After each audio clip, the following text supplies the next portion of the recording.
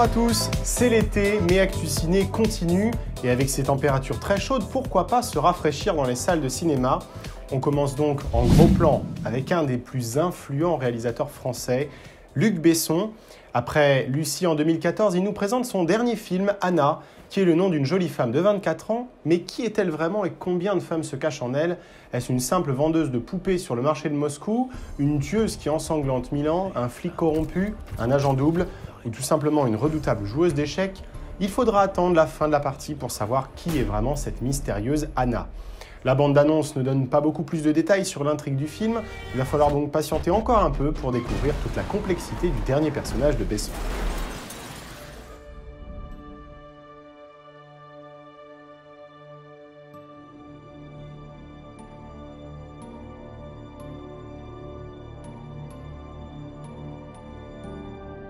Que souhaites-tu le plus au monde, Anne?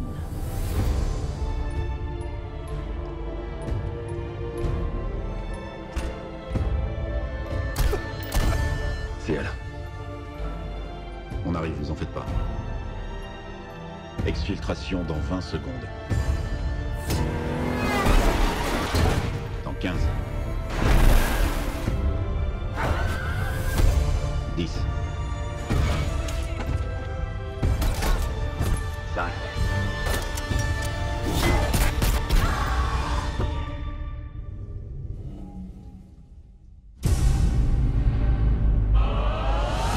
Voilà, et rendez-vous le 10 juillet prochain dans les salles.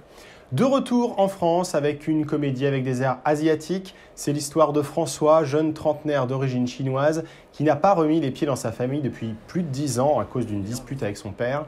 Depuis, il essaie toujours d'éviter les questions sur ses origines, jusqu'à même mentir en faisant croire qu'il a été adopté. Mais lorsqu'il apprend qu'il va devenir papa, il réalise qu'il va devoir renouer avec ses origines. Poussé par sa compagne, il se décide donc à reprendre contact avec les siens et retourne dans son 15e arrondissement natal pour leur annoncer à tous la bonne nouvelle. Mais son retour dans sa communauté ne va peut-être pas se passer aussi bien que prévu. Alors, le film est sorti il y a une petite semaine et côté critique, il est très mal accueilli, à peine 2,3 sur 5. Il est vrai qu'on se retrouve assez dans l'esprit de Qu'est-ce qu'on a fait au bon Dieu? Mêmes acteurs, mêmes blagues, en bref, ça fait un peu réchauffer, mais ça reste quand même agréable à regarder.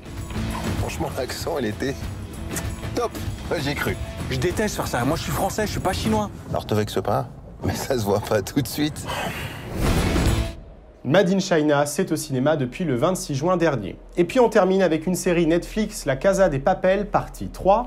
Après les 2 premières saisons et ce braquage hors norme au musée de la monnaie et du timbre, toute l'équipe doit se reformer pour tenter de sauver l'un des leurs, Rio, qui a été retrouvé et attrapé.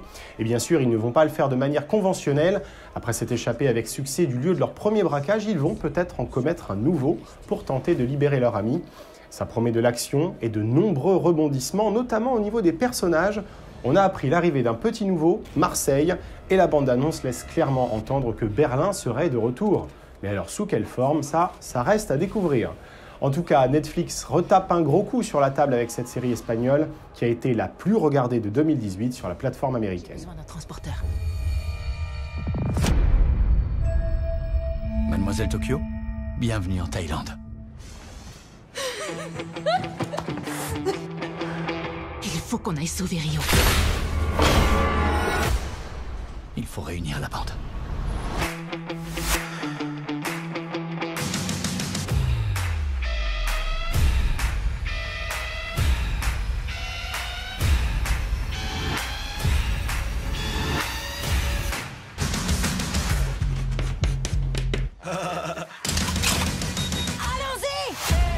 Comment on va sauver Rio? Avec un braquage. Espérons que la saison 3 soit un aussi grand succès. Réponse dès le 19 juillet, exclusivement sur Netflix. Et puis, plan large à présent, plan large sur Annabelle 3, la maison du mal. C'est le retour de la poupée démoniaque. Après le succès des 2 premiers films, la Warner Bros. Remet le couvert avec ce 3e épisode. Si vous êtes adepte de la franchise, rendez-vous le 10 juillet prochain. Et puis, côté français, Quand on crie au loup avec Marie-Lou Berry et Gérard Jugnot. Une histoire farfelue d'un homme qui invente des histoires improbables à la police pour faire marcher l'assurance. Sauf que le jour où ces événements arrivent, plus personne n'y croit. Bref, une comédie française sympa et c'est à découvrir dès aujourd'hui, le 3 juillet. Et puis on termine avec le deuxième épisode de Comme des bêtes et le retour de Max, le fox terrier qui doit faire face à un grand bouleversement. Sa propriétaire Cathy s'est mariée et a eu un adorable bébé. Je vous laisse donc imaginer la suite qui sortira le 31 juillet prochain.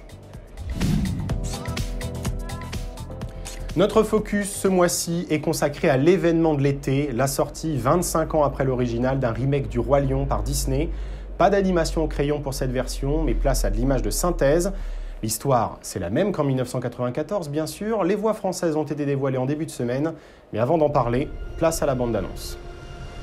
La vie est injuste, n'est-ce pas, mon jeune ami?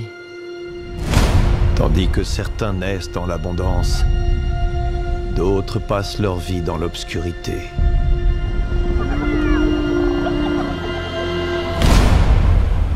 À quémander des miettes.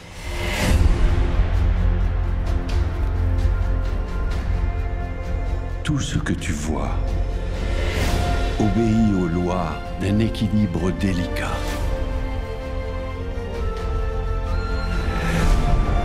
Quand chacun se demande ce qu'il peut gagner, un vrai roi se demande ce qu'il peut offrir.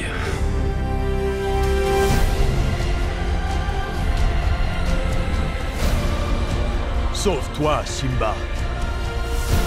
Et ne reviens jamais!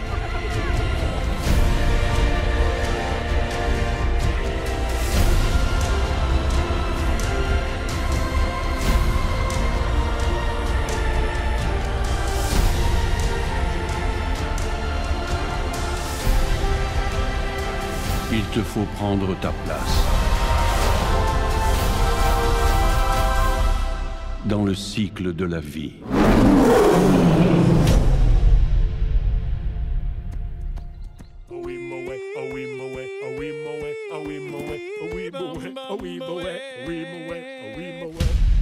Et oui, ça donne envie ces premières images, mais côté VF, je vous en parlais, quelques déceptions.